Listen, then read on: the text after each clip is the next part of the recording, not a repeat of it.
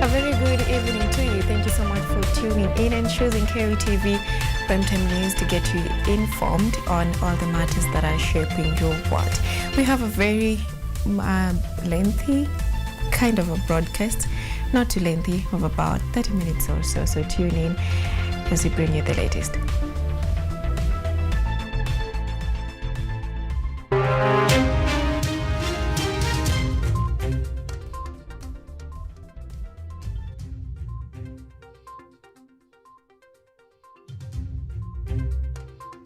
President William Ruto hails Justice Njoki Ndung'u for her dedication to judicial independence and service to Kenyans as he launches her ICC election bid.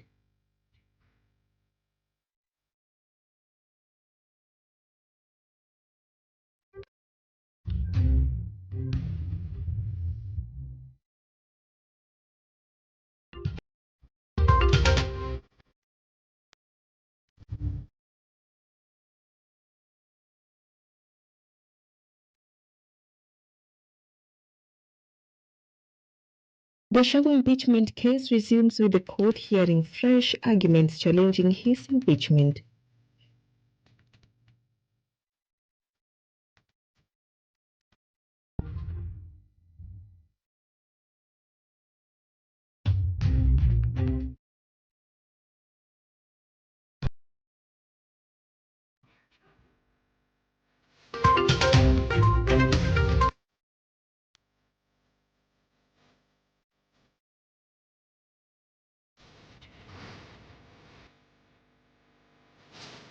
Health services disrupted in Embu County after the health workers downed their tools.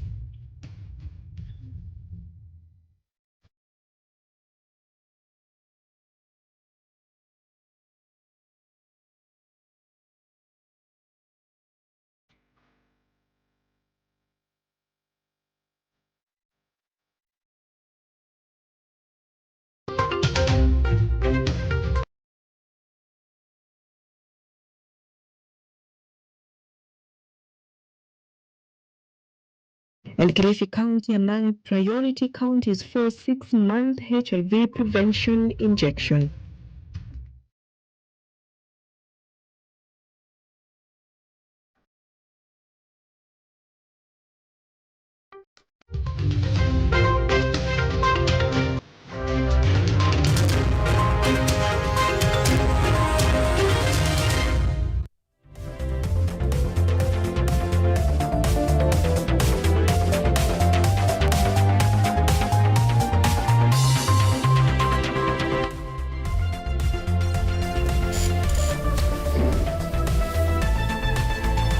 And with me is Mutava Mwongeli for the sign language interpretation.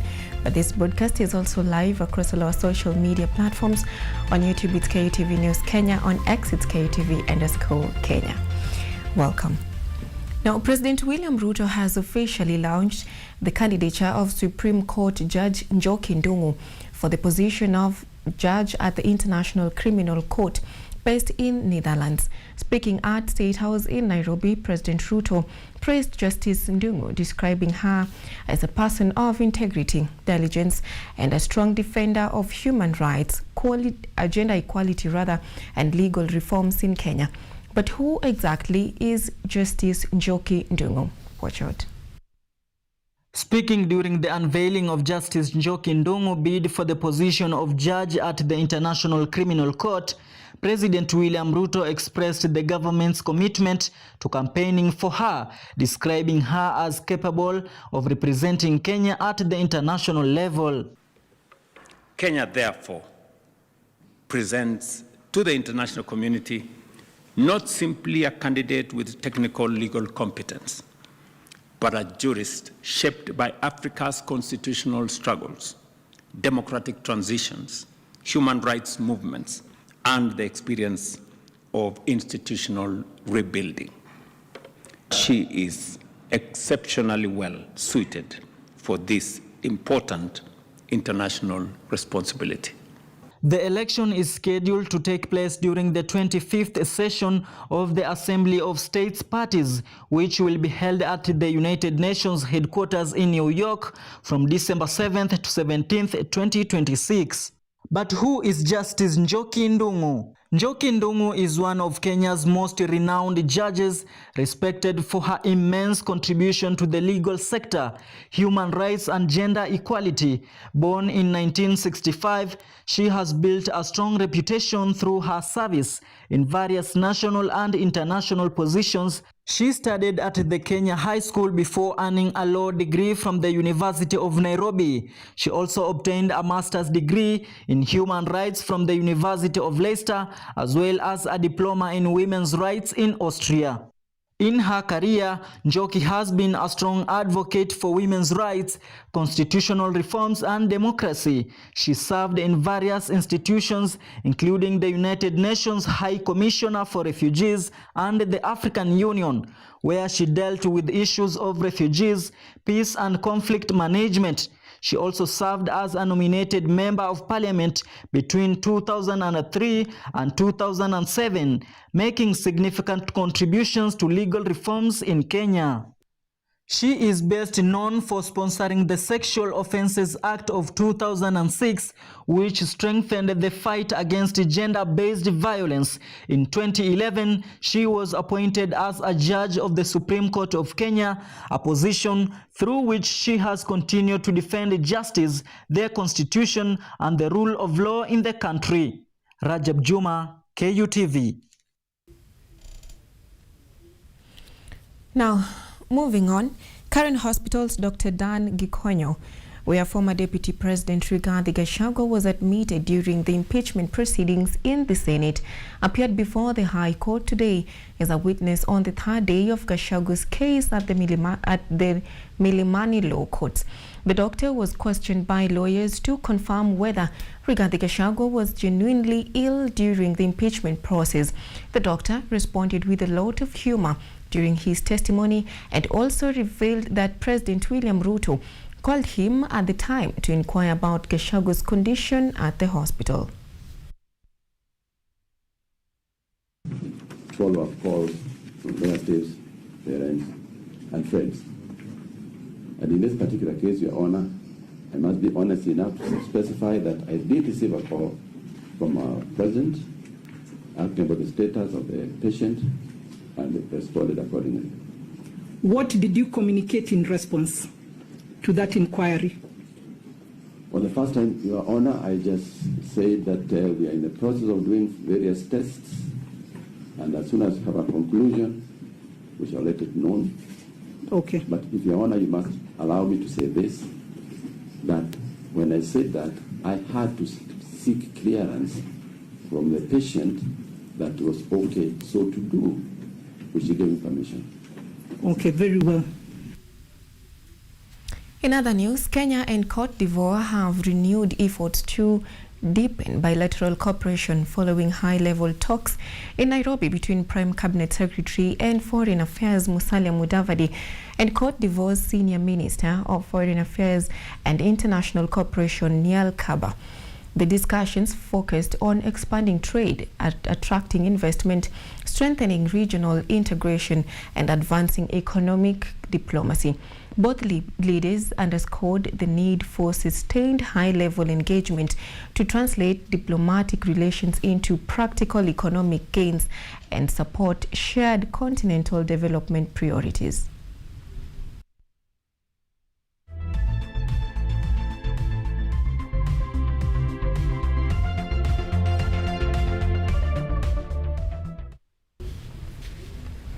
To matters health services in Embu County have been severely affected after healthcare workers began a strike today over delayed salary payment by the county government. The strike started after the expiry of a 7-day notice the workers had issued to government, and which they say received neither response nor action to address the grievances.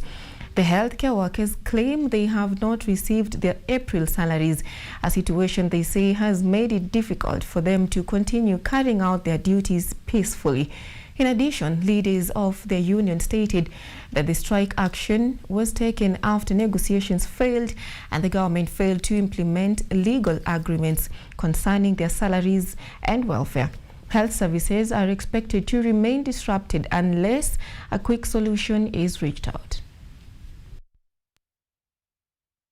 Leo tarehe 13 mgomo wetu imeanza kirasmi, na asubuhi hii tumeanza kuweka virago chini department mbalimbali hapa katika Embu and especially upande ya afya. Swala lile kuu ni kwamba hadi wakati huu kutoka tuwakilishe ilani ya mgomo, kaunti ya Embu serikali haijatuita tukae chini nao ili tuweze kuzungumza na watueleze watatulipa lini. Tuna masikitiko mingi sana hapa Embu kama wafanyikazi.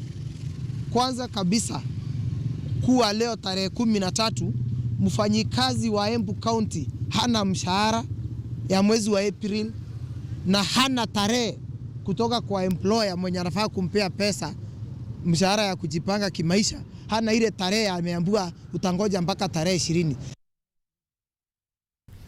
And in efforts to strengthen political and economic unity ahead of the 2027 general election, religious leaders and opinion leaders from the Mijikenda community have launched a major political unity movement aimed at increasing the community's influence in decision making.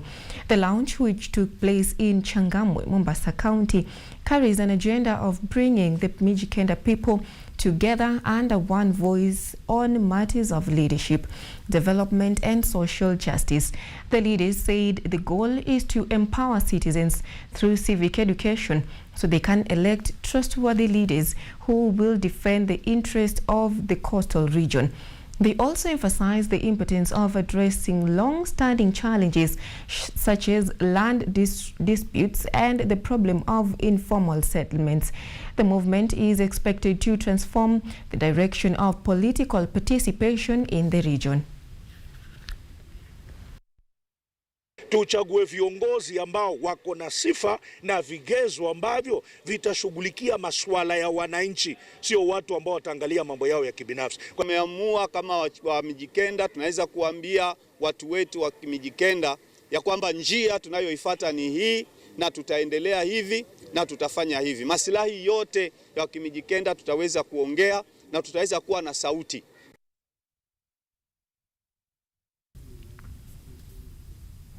Meanwhile, the government, through the Center for Mathematics, Science and Technology Education in Africa, has intensified efforts to boost the uptake of STEM subjects under the competency-based curriculum. The nationwide mentorship program, currently taking place in Taita Taveta County, is targeting rural schools facing challenges such as inadequate science laboratory and limited learning materials. Education stakeholders say the initiatives seek to nurture innovation, critical thinking and digital skills among learners as they push to increase the number of students joining science and technology-related career pathways. We interact with the teachers as a way of enhancing their skills in the teaching learning process, but occasionally under the program we call SPSL, Special Program Student Learning, we have extended this service to schools where we are interacting with learners. And the purpose of interacting with learners is to enhance their interest, to make them more interested in the STEM pathway. So, as an institution, we focus so much on the STEM subjects. That is science, technology, engineering, and mathematics. And by going to the rich learners in the schools, we want to make them go through some scientific activities or activities in mathematics to see whether they can develop more interest. The challenges that we face in the CBE, in the STEM area, one of it is learners get scared of technology. Not the technology in the sense that they don't know how to handle a phone. Beyond that, like if it includes learning, the learning bit.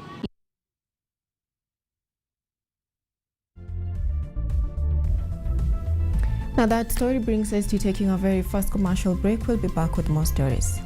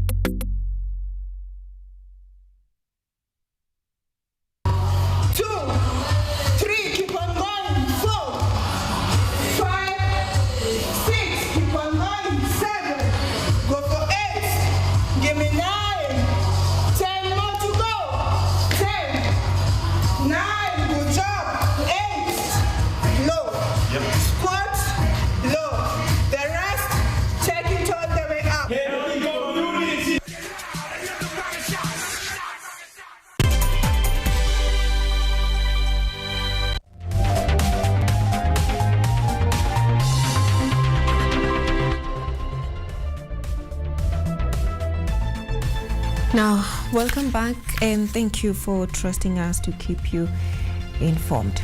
Now, religious leaders from Machakos and Nairobi counties have demanded cases of land grabbing and harassment of church land in those areas.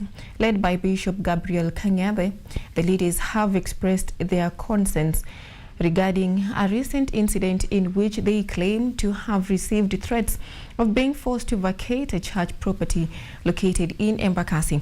The leaders stated that they have owned the land since 2002 and that such incidences have been disrupting religious activities as well as instilling fear among worshippers. Furthermore, they have called upon the government, along with the defense and security agencies, to intervene urgently in order to address these cases and ensure justice is served. Hili jambo sio nzuri, na kama mwili wa Kristo tumesema ya kwamba enough is enough. Hatutaruhusu haya maneno yaendelee hivi, na yule mtu ako behind hii maneno, tafadhali mahali pale huko, tunataka usikie hii sauti. Leo tumekukanya, na tafadhali muachane na hii kanisa.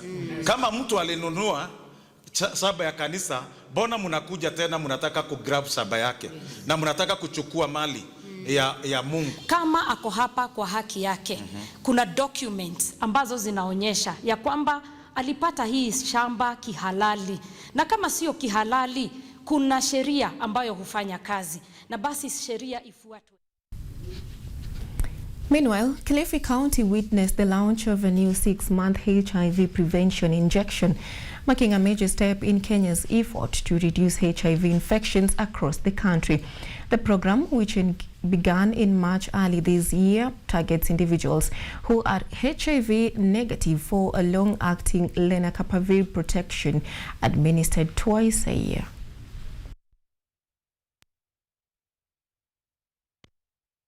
In collaboration with the Ministry of Health, non-governmental organization and partners like Liverpool VCT, Health in Kilifi and the Kenya Red Cross, Kilifi County becomes the first county to adopt the new 6-month HIV prevention lenacapavir injection, and among the few countries in East Africa, with the jab now available in 10 health facilities within the county.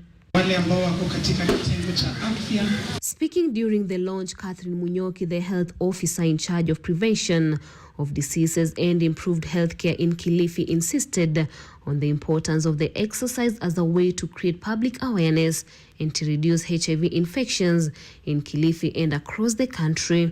Muhimu wa hili zoezi ni kuhakikisha wananchi wetu wamepata hii habari ya kuwa tumepata njia nyingine ya kuweza kujisaidia ili kuzuia maambukizi ya virusi. Maana tuko na njia zingine badala ambazo wanaweza chagua. There were an estimated 20,000 new HIV infections in 2024, according to Patricia Jekonia, the senior manager of LVCT Health in Kenya, with a new initiative program expected to cut new infections to less than 1,000 come 2030. Kwa mwaka wa 2024 HIV estimates za Kenya zilionyesha kwamba tulipata watu 19,991 ambao waliweza kuambukizwa virusi vya ukimwi, na Kenya ilikuwa baadhi ya zile nchi ambazo pia tulisema ikifikia 2020 tulikuwa tunataka tuwe chini ya new infections 22,000.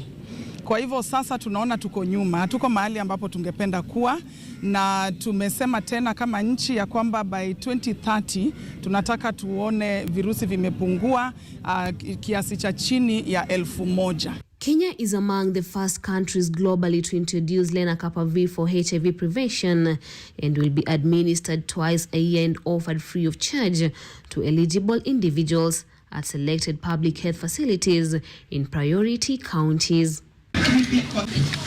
The initiative is expected to reduce the burden of daily infections, create awareness to public, and act as a model to other counties and countries, aiming to curb HIV infections in the country. Edna Nerea, KUTV, Nairobi. Thank you, Nerea, for that. Now, a call has been made to young people across the country to actively engage in efforts to combat climate change during the launch of the 2026 Local Conference of Youth Kenya. The youth have been urged to raise their voices in environmental conservation and contribute to the formulation of policies related to the increasing of climate change challenges being witnessed in the country. Our reporter Hassan Lewa has the report. For a long time, young people in Kenya have been left behind in the fight against climate change. However, youth under the Organization of Youth Kenya, Kenya Youth Advisory Council, and the MOEM Action Post have now decided to place young people at the forefront of these efforts. Young people, who constitute over 75% of the Kenyan's population, bear a disproportionate share of these climate-related impacts. Yet they are also at the forefront of developing and implementing innovative, community-driven solutions to address the crisis. Despite their critical role, their efforts remain underrepresented in key decision-making platforms where climate policy are shaped.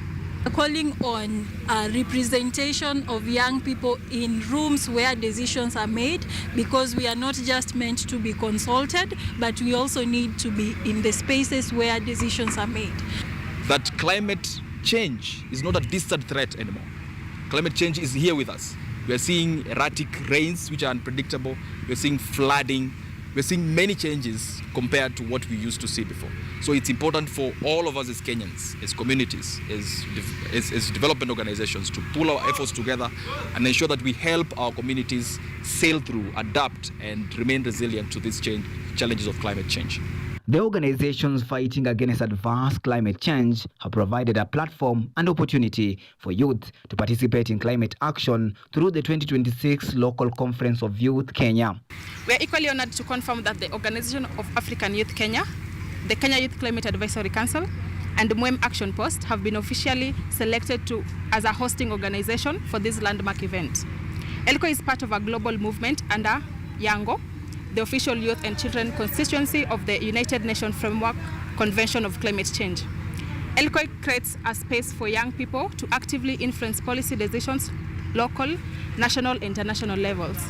The organizations aim to travel across all regions in the country to involve young people in the initiatives. We are making this event very accessible by moving across Kenya to each economic block. We'll go to El-Reb, we'll go to Sekeb, we'll go to the Mount Kenya region, to ensure that we come very close to young people, because one of the challenges is access and means to where platforms are. So that's number one.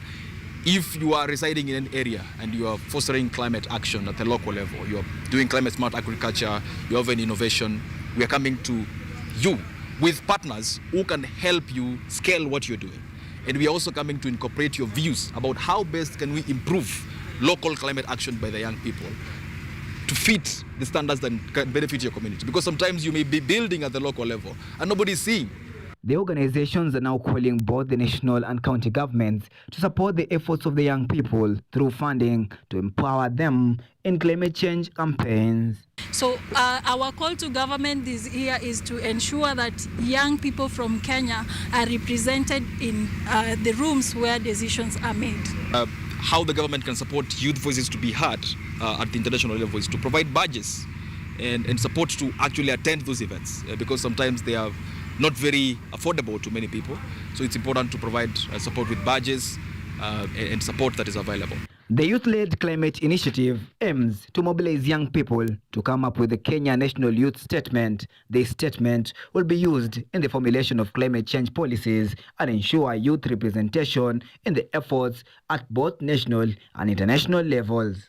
A central outcome of the ELCO Kenya 2026 will be the co-creation of the Kenya National Youth Climate Statement, a document that will capture key recommendations, lived experiences, and innovative solutions from youth across the country. This statement will directly inform local and national climate policies and contribute to global advocacy ahead of COP31 in entire Turkey. Hassan Lewa, KUTV. It is a relief that 15 years after squatters settled in the arid Solio villages of Laikipia County, residents are witnessing a remarkable environmental recovery through an ambitious tree planting and climate resilience campaign spearheaded by the Habitat for Humanity Kenya to restore degraded land and boost livelihoods. Arid land, often called drylands, are defined by a distinct water scarcity where rainfall is too low to meet the demands of evaporation and plant use, making the exercise a necessity, or rather necessary environmental game changer in the region. The residents of Solio villages in Laikipia County are reclaiming once degraded land through large-scale tree planting and climate adaptation initiatives supported by Habitat for Humanity Kenya to improve livelihoods and environmental conservation. The public health experts say a 24 million shillings climate adaptation program is helping flood-prone communities embrace resilient sanitation system and hygiene practices to curb rising cases of cholera, malaria, and other sanitation-related infections. We are also building flood-resilient latrines. As you know, now that we have a lot of climate change impacts in this area, when it floods, the latrines become a problem.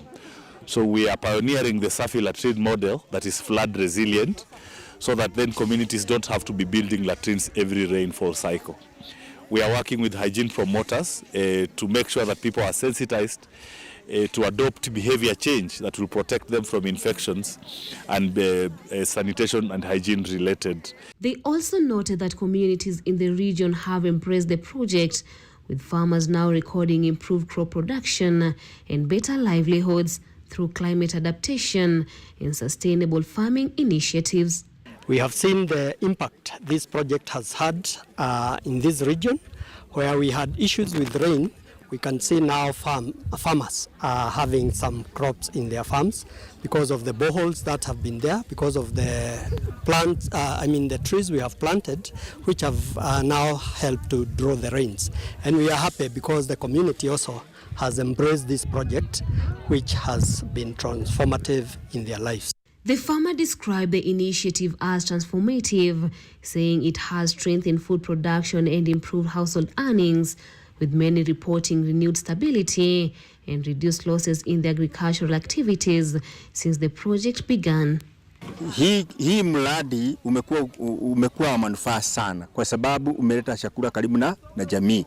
Tunakuza zile variety. Ukiangalia maharagwe ambayo tunakuza ni ile certified. Tunakuza nyota, tunakuza yellow bean, tunakuza ile spinach ambayo inahitajika na ambayo inakuwa ya manufaa kwa wanakijiji. Tumekuwa tukiuza spinach na vitunguu na hoho. Tumeweza kuelekezwa na Habitat kwenye tutakuwa tukiuza kwa outside Solio.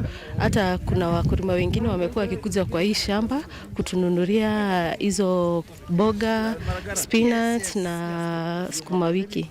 According to the UN, arid lands cover about 41% of the Earth's land surface and area dominant feature on several continents, covering roughly 66% of Africa apart from being home to over 2 billion people and support about half of the world's livestock, underscoring their critical importance for human populations and global food systems. Stakeholders urge sustained collaboration and funding, noting that long-term support is essential to deepen impact and safeguard community well-being. Edna Nerea, KUTV, Nairobi.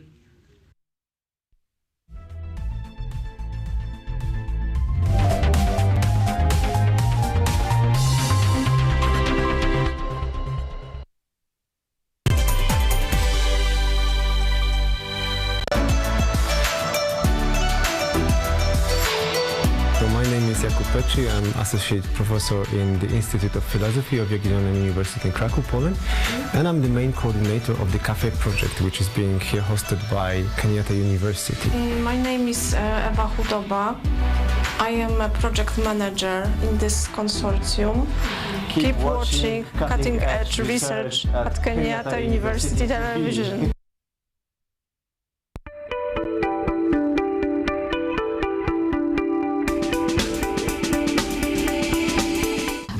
Life gets busy, but your well-being is of great importance.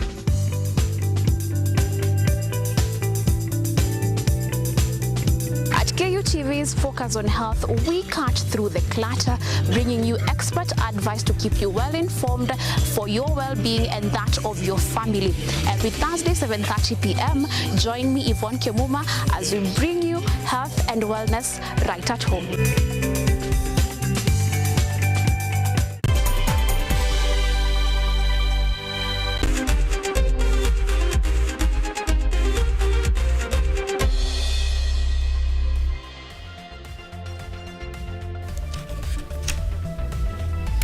Welcome back, and let's get sporty. FKF President Hussein Mohamed alongside sports PS Elijah Mwangi today officially opened the AFCON 2027 local organizing committee safety and security workshop facilitated by CAF Head of Security Christian Emerua in Kasarani. The workshop has brought together key security stakeholders as preparations continue to strengthen the country's safety and security framework ahead of the tournament. 12 FIFA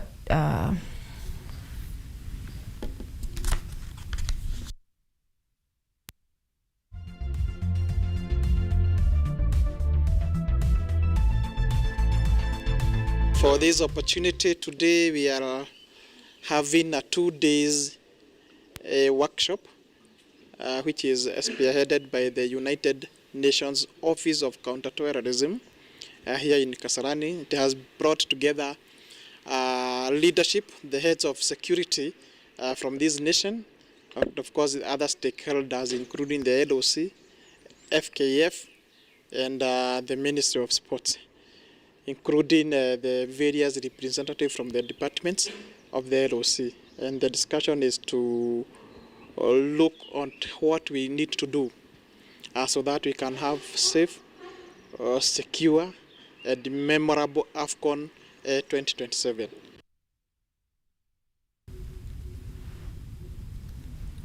Now, junior starlets have stepped up training ahead of their FIFA Under-17 Women's World Cup qualifiers against Uganda Under-7 Women's National Team.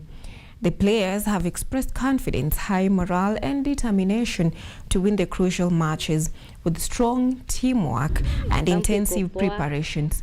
The junior starlets are focused on securing qualification for the FIFA Under-17 Women's World Cup and making Kenya proud.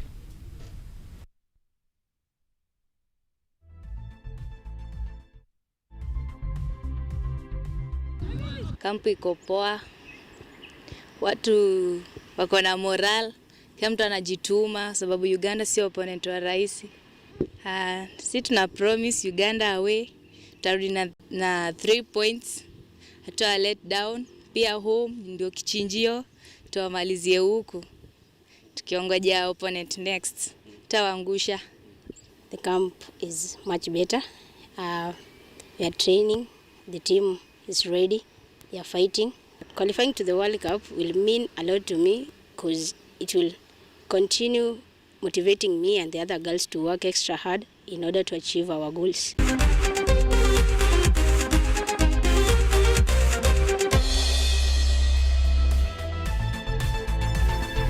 Well, that is all we had for you tonight on the 13th of May, the year 2026. I've been sitting in for one Yvonne Kemuma. She'll be in for some prime time engagement. Now, many thanks to her also for being the producer of the broadcast, and also my director, Conchella Melton. We had Lewi and Lucy on digital. We had also Mutava Mwegeli for the sign language interpretation. My name is Ochieng Cynthia. Till next time, have a good night.